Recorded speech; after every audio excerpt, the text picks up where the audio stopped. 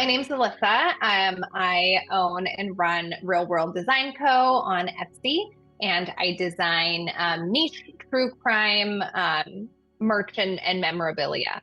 What got you interested in that kind of realm of stuff on Etsy? Was always interested in print on demand in general, just the ability to create merch for the world to purchase and showcase like what their interests and hobbies are by wearing or having items in their home.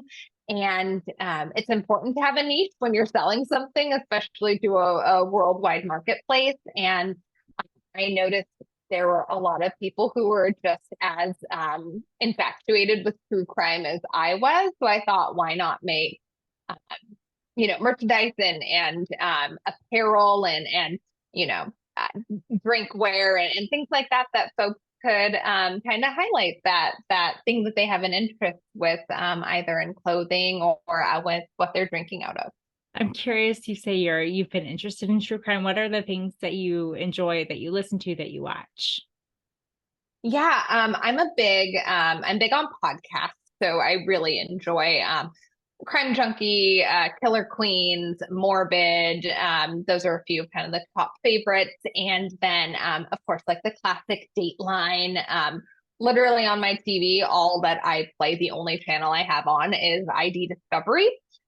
I think part of my interest in listening and watching true crime stories is hearing about the victim and their families, what legacy they left behind, and also what led to them getting in these different scenarios, as a form of self-preservation. Maybe it's I change my routine and habits if I hear something, or looking for certain red flags. So I think there's a bit of self-preservation along with being interested in the story of the victims themselves. Yeah. How long have you been selling stuff on Etsy as a whole? Yeah, I started just before the pandemic hit, actually in Okay. 2020. So about January 2020. And it really took off since everyone was shopping online and not going out into stores. It really blew up. Specifically, those serial killer posters were very popular that holiday season of 2020. I had people reaching out like, can you take this serial killer out and replace it with this one? Can you do this one and add the Zodiac instead? And people just found it to be like a great gift to give during the holiday season, which I found kind of interesting. But for me too, I really wanted to make sure like we aren't um, honoring them, we aren't promoting them. Like, to me, it was very much like set your drink on them, right? Like that's what they deserve. They don't deserve notoriety or sort of additional fame. Um, but it was just kind of a novelty item that I noticed people really enjoyed. Like, and during that whole time since pre-pandemic when you started, has it always been this true crime stuff? Yeah, I've plugged in a few different like niche areas. For a while, I was doing some like military family slogans. I'm sober for almost 10 years, so I have a couple like recovery and sobriety items. But the biggest niche is kind of that true crime. But I will plug in a couple other niches just to see like what will kind of take off. That's cool. I like that. And that's amazing to, incorporate your journey in there too. So I love that. I really do. Yeah. Um, with this, so you had people request things. What was that like to get Oh yeah. requests and all that? What were you thinking? It was really interesting just to see like who was the one they wanted to take out or kind of replace with, just based on what their own interest was. So I think a big one was, the Zodiac killer, putting sort of that one in the mix, that these were gifts for other people. So it wasn't even necessarily them buying it for themselves. It was to gift it to a friend of theirs who was very into true crime. And that's something I see and hear a lot is, hey, I'm getting this for my girlfriend. I'm getting this for my best friend. And those gift messages that are attached, like, um, missing you from across the country, but glad we get to connect over, this podcast or this show. So it really is like a community.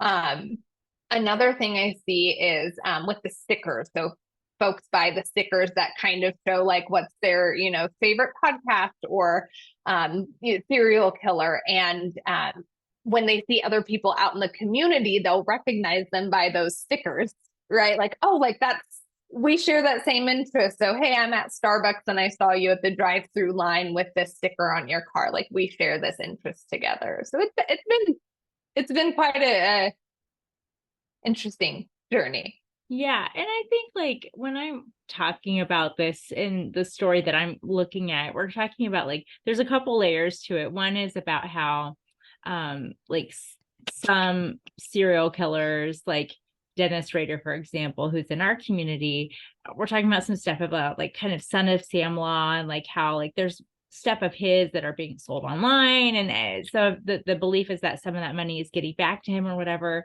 is that legal? Is that okay? But then, I want to share like, as I was researching this part of the journey, how I stumble upon all these other people who are also selling things, but everyone has like a different reason and a different path. And I think it's really interesting. And, right. For you and part of it, things like the podcasting community and all this stuff, like the shows and stuff that people probably are interested in that person. And that's how they became. And that's probably how they're, like they might be watching like Mindhunter or something. And they're like, oh, Right.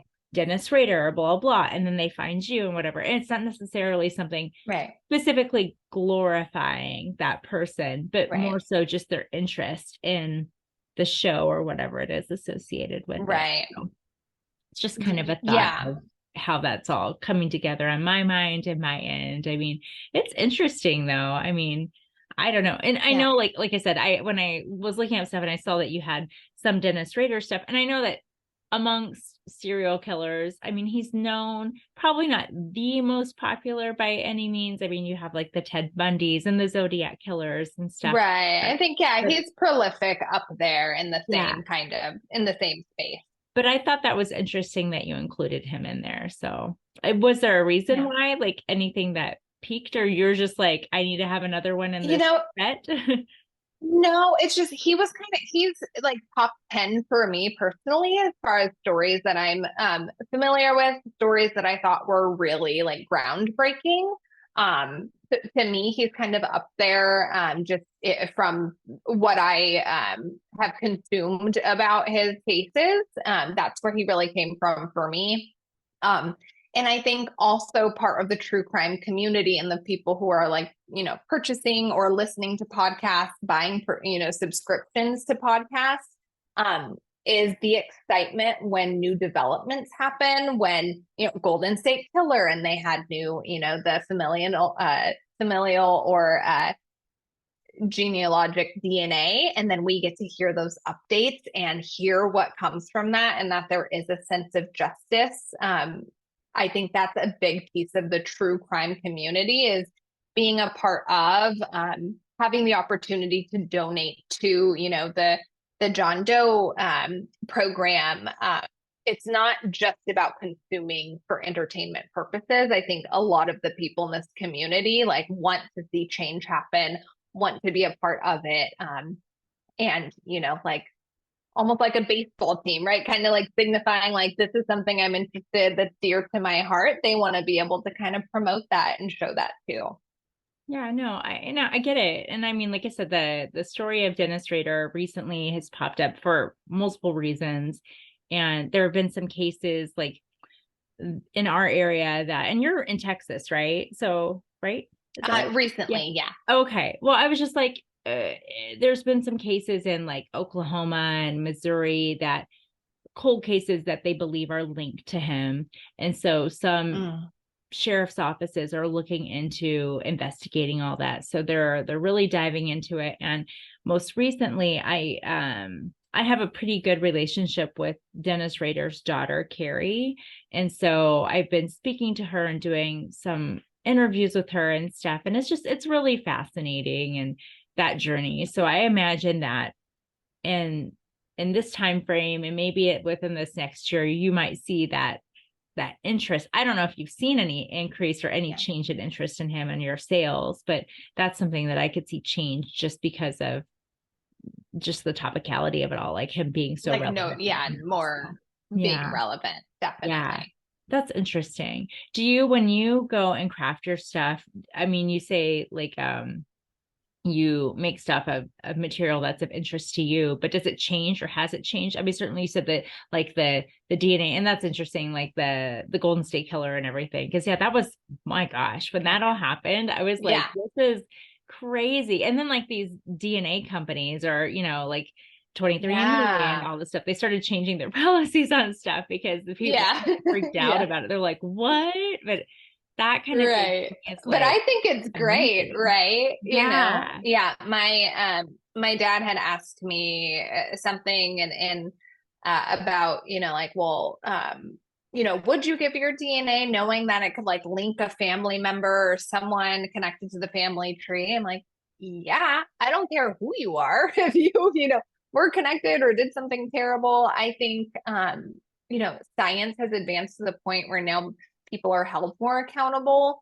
Mhm. I think not only for catching, the people responsible for doing these things, but also like wrongful convictions and exonerating people who aren't connected and who were wrongfully imprisoned. I think it has such a wide reach of who it can impact, from finding the right person and then also exonerating people who shouldn't be in there. So it's this wide variety, but yeah, in a heartbeat, Yeah. I don't, if you're a part of my family or not, if you did something, I think you should be held accountable. Yeah, and it could be for the reverse too, like people who are unidentified and things of that nature. Like Right. there's more than just the people who do the bad stuff that is used Yeah. for. But that's so interesting. Yeah, when that all popped up, I'm like, "Oh my word, like this is crazy." Yeah. But just really really interesting. So you do this stuff, you craft and create. How like busy does that keep you? Like you have, it's not your day job. Right. But like, I don't know, like how many hours would you say you go and, like I'm just curious about like your workflow of stuff. Yeah. It's kind of varied. In the beginning, I definitely spent a lot more time. I would say at least 4 to 5 hours every evening and night, 5, 6 days a week. Once I kind of got my 400 or so listings up, and it was very self-sufficient, I really wanted this to be more of a passive income, although there's customer support and relationships that you build throughout the process. But I wanted it to be sort of a secondary side income, and it really has become that for me. Granted, as work has gotten busier and I went back to school, my level of involvement dropped, but it's still pretty like self-supporting, self-sufficient, and I'll come in and do a new design or two on a few different products or change it up for the holidays. So uh, around Christmas, I put up the stockings that are kind of creepy and true crime related. During Valentine's Day, I have a series of designs that's like true crime Valentine, with kind of the bloody heart or bloody handprints in the heart. So capitalizing on some of the holidays and tying that main theme back to it. So I'd say in the beginning, definitely more like hundreds of hours a month, and today probably closer to maybe 5 hours a week. Oh, well, that's not too bad at all. I imagine in Yeah. the beginning you'd be investing a ton of time. So it's probably so nice to not have to do that as much now. Yeah. One Yeah. question, one question that I have asked for the people who in this community, like what about like the ethical boundaries for you or and such? Like I had one guy, he crafted, and I think I messaged you about this, like he creates kind of murder houses. Like it's not necessarily the houses where people were murdered, but of homes where like these people have lived, and so he'll go and make these replica houses and people buy them, and I'm like, is there a line that you draw Mm-hmm. when making this, or have you had any pushback, or you self-reflection? I don't know, like what is your thought process and all of that, because I'm sure at some point you might have been like, well, is this where I want to go with this? I'm curious. Yeah, I would say, I mean, personally for me, and I'm not sure if it fits in with your story, the serial killer side of it is a very small percentage of my actual listings. It's much more of like rallying true crime junkies and sort of statements, that are popular in the true crime world that are a little more like either girl power or safety. One of my favorite designs is better rude than dead, right? Like it's better to be rude to people than, be too nice and end up in a bad situation. So that's the direction I typically lean with my products and my designs. Although the serial killer posters have done really well. But I think that's telling, right? Of that I do feel a sort of like moral responsibility and some ethical piece to not promote them too much and stick more on the like girl power or safety side of things, and sort of these like strong quotes about staying safe and the stay sexy, don't get murdered, and better rude than dead. Like that is where 99% of my design process goes to. That's cool. And I think that's great. And that's something like when or however I craft this, I'll make sure like that's encompassed in there somehow, or at least like I said, with the other seller that I've interviewed, I'm not trying to villainize anybody on right. Yeah. I mean, granted, the material for like Dennis Rader and all that, I will do my true investigative work. But like I said, this is just something I stumbled upon. And I'm like, that's interesting though. And I think people, when they hear of that, they'll be like, oh, wow, but that's, like I said, it's a big community. And I just thought that was something like, they like CrimeCon was recently and all that. I mean, people go to things like that. And I mean, like the stuff talked about and shared there, it's not like, sweet little bedtime stories or anything. It's right. material, Yeah. But it's in depth. Yeah. And it's okay.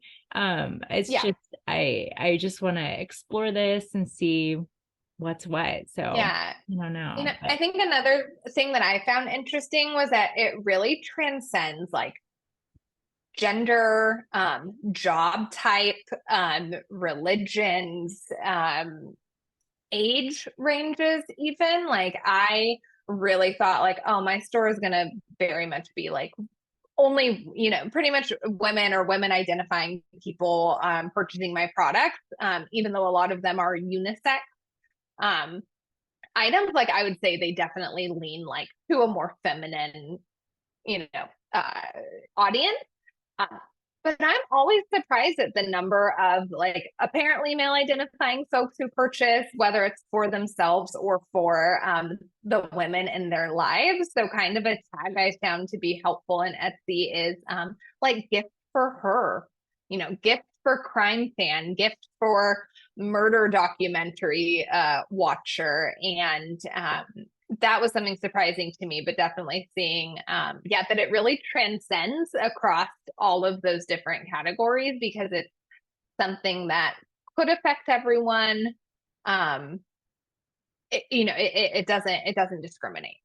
Yeah, no, that's cool. And I think it's, again, just so fascinating. So, I mean, I think overall as a whole, I mean, that answers a lot of questions that I have for you. But if there is, I mean, is there anything like I don't know, a resonating statement or something that you just want to make sure that I share when I put together this? And like I said, it's more about, like I said, the criminal and like the monetizing off of things and things on their end. But like I said, along the journey of me finding out whatever, I just thought this was something that was interesting, and not necessarily wrong, but it was something like, because when I was looking for material for this, part of it was like, there's some websites like, and I forget what the there's a handful of them, where like, for example, with Dennis Rader, things like his artwork or autographs or whatever material from prison are being sold on there. And some of that, that actually I think is illegal. Some of it's fine. But I thought that was interesting. And then I was like finding some material on Etsy is where, but then I was just looking up like his name and different serial killer names. I'm like, oh, well, there's actually like a lot of stuff here. I just would think it's like this homey website with like cute stuff that you put decorations in your house and like maybe a travel mug or something or a shirt. Right. And I'm like, there's a lot more to it. And not like in a bad way. It's not like it's a dark, dangerous, Etsy community. It's just like, well, there's just this different niche. There's a Like, niche it's for okay. It's just like, everything. I get it. I mean, I love true crime like a lot. Yeah. And I totally get like the interest in that community. So, but is there anything that you think that is Yeah. also important to mention that maybe I didn't ask you? Yeah, I think you've got it. Like definitely for me specifically, like it's much more about the uh like the strong statements, the safety statements, in wearing those things, or like showcasing those things. So I think as long as that's kind of the overall vision, for my piece, I think that that's perfect. I do understand that there's, yeah, kind of like an oddity and maybe some gray, gray area in it. So I get that. But I'm not sure I have any other questions. I looked you up first to make sure, right, that Like you I were was who you legit were and and not just some make rando. sure that was all real. Yeah, That's because okay. gotta Yeah. stay safe. Yeah. But yeah, I think that the story behind mine is to kind of like make a statement about safety and connecting over that like shared interest and also shared safety. There are so many online communities, Facebook groups, Instagram communities, and people really do share about these cases and share updates and uh, some like web sleuths and people who I have love helped it. investigations, right? So Yeah. it's just, yeah, it's such a big space. And I think if someone, government or otherwise, were to come in and say, like, you can't, you can't sell products that promote true crime, it's kind of like, well, but that's just their interest. Like, that's just another interest, another hobby. Yeah. So Yeah. yeah, I think it's an No. interesting space. I'm Yeah. glad you're doing this piece. No, I think it's cool. I think it's interesting and I think it's worth it. And like I said, I will, I'm not trying to hurt anybody's whatever. And I think I'm pretty thoughtful with my storytelling. So I don't turn a whole lot of stories like a traditional reporter. I'm our main morning anchor at our TV station. So a lot of my time is consumed with that. But when I do dive into Yeah. projects, I really dive into projects. And this is just one that I'm like, whoo. And I think we have a lot of great and interesting layers to the story that we can share. So I'm just so glad we can include you in Cool. it, and even just a little Yeah, way. thank So, you. and not the necessarily a bad way. It's just be like, this is a community and one of the pieces was, and that's a part of this too. It's just like the fascination behind true crime, Yeah. the fascination behind these people who maybe don't need to be glorified, but we're just so invested in them and we want to learn and Yeah. we'll find out whatever we can on a podcast or a TV show. So it's interesting. Right. I'm right there with y'all. So Yeah, I cool. look Well, forward to it. yeah, if I have any other questions, I'll send you a note or something, but I appreciate it. So you have a great day. I'm Yeah, glad this could work. thank you. You Okay. too. All right. Bye. Okay, bye.